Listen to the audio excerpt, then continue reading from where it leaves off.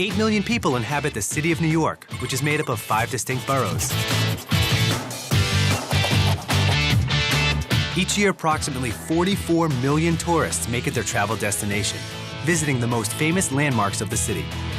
But there's another side to see, and traveling mindfully can really make a difference and give you some great memories to take home.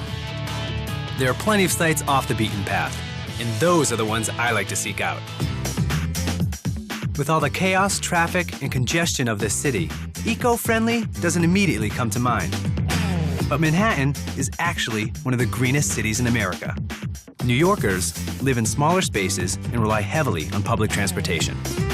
My favorite remedy for jet lag is to get out and get moving. And there's so many great neighborhoods to choose from.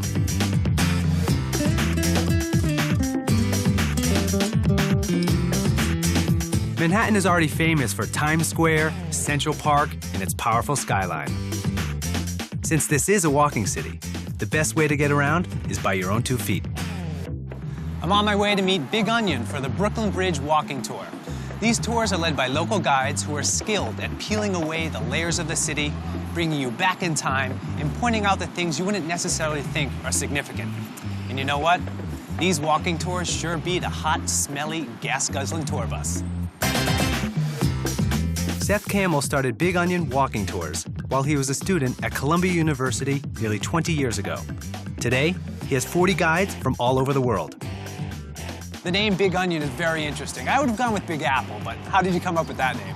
Our idea was we brush off the dirt that covers the city. It's layer upon layer of history. We only do walking tours. We don't involve vehicles of any kind. Everything meets at mass transit.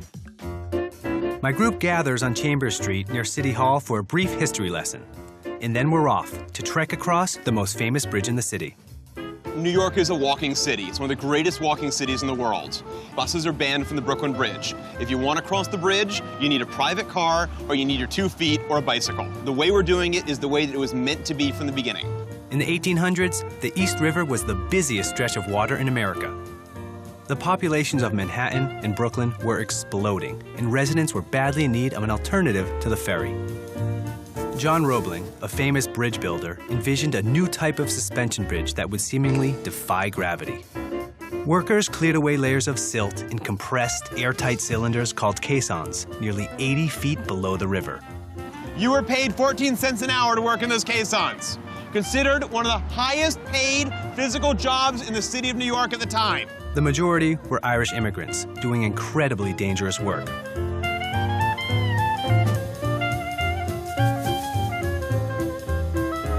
The foundation alone took 3 years to construct, and the bridge was finally opened in 1883. When it's built, it's the tallest structure in America, and when people walked on the promenade, they felt it was like flying with the birds because you had never been so high in your life. This mighty bridge has an elevated center platform that's been divided for both pedestrians and bikers. Many locals use it every day to get to work on Wall Street, which means it gets pretty busy. On opening day, pedestrians were charged a penny to walk across it. Nowadays, it's free, and approximately 15,000 people use it every day to commute to work. What I want you to notice are these lampposts. Those steps coming out were for the lamplighter to climb up there and light what would have been the gas light. What happens between 1867 and 1883? Electricity. I always knew this famous bridge had a rich history, but local tour guides point out details the average tourist, and probably most natives, wouldn't notice, even here in New York City.